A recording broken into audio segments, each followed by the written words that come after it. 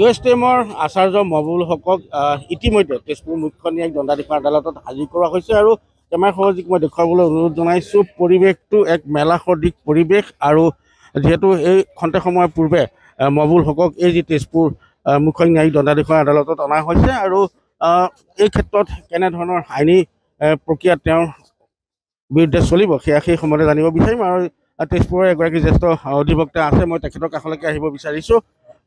কি ক'ব, যিহেতু মুখ্য ন্যায়িক দণ্ডাধীশৰ আদালতে হাজিৰ কৰা হৈছে এই কথা এই সম্পৰ্কে এতিয়ালৈকে আমি বেল পিটিশ্যন মুভ কৰিছোঁ, কিন্তু হিয়াৰিংটো হোৱা নাই। হিয়াৰিং কৰিবৰ কাৰণে আমাৰ গুৱাহাটী হাইকোৰ্টৰ পৰা অধিবক্তা আহি আছে, অংশুমান বৰা আহি আছে, তেওঁ হিয়াৰিং কৰিব। মই জাষ্ট ফৰ টাইম বিং মই ৰিপ্ৰেজেণ্ট কৰি থৈছোঁ। অনাৰেবল কোৰ্টক এখন ৰিকুৱেষ্ট কৰিছোঁ যে আপোনালোকে অনাৰেবল কোৰ্টে অংশুমান বৰা হয়, তেওঁ আহি আছে, অলপ সময় দিয়ক। তেওঁ অনাৰেবল কোৰ্টে একচেপ্ট কৰিছে। আশাটো এতিয়া চাওক, আমাৰ পিনেদি আমি কম পাব লাগে বোলে। আমাৰ যিবিলাক গ্ৰাউণ্ড থাকিব সেইখিনি ছাবমিট কৰা হ'ব আৰু তাৰপিছত অনাৰেবল কোৰ্টে চাব, গোটেইখিনি ডিছকাছ কৰি কি হয়।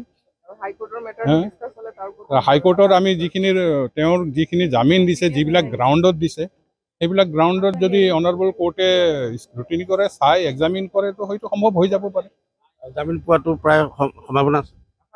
আশা চবেইতো আশাবাদীয়ে হয়, কিন্তু সেয়ে আমি আশা ৰাখিছোঁ জামিন হ'ব বুলি। কাৰণ হাইকোৰ্টৰ যিবিলাক অৰ্ডাৰ আমি জাজমেণ্ট পাইছোঁ সেইখিনি আমি চাইছোঁ, সেইখিনি বহুতখিনি কথা ডিছকাছ, আইনৰ বিষয়ে ডিছকাছ কৰা হৈছে। যদি এইটো ডিছকাছ কৰে মানে ইয়াতো, তেতিয়া আমি আশা ৰাখিছোঁ জামিন পাম বুলি। হয়, আমিও আশা কৰিছোঁ, আমি ফুল্লি প্ৰিপেয়াৰ্ড আছোঁ। এতিয়া গুৱাহাটীৰ উকিল আহিব, তাৰপিছত আমি হিয়াৰিং হ'ব, হিয়াৰিং হোৱাৰ পিছত চাওঁ মাননীয় আদালতে কি অৰ্ডাৰ দিয়ে। আমি নিজৰ পিনেদি পূৰা প্ৰিপেয়াৰ্ড, আশা কৰোঁ হৈ যাওক।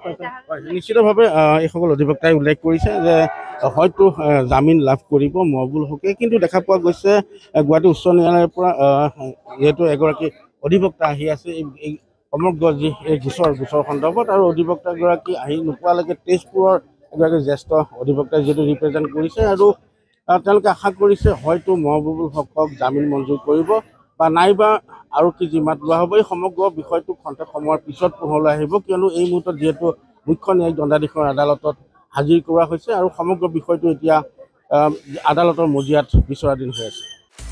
আপুনি বিচৰা বাতৰি পাব কেৱল নিউজ 18 এপত। নিউজ 18 এপ ডাউনলোড কৰিবলৈ স্কেন কৰক এই QR কোড। গুগল প্লে ষ্টৰতো পাব এই নিউজ 18 এপ।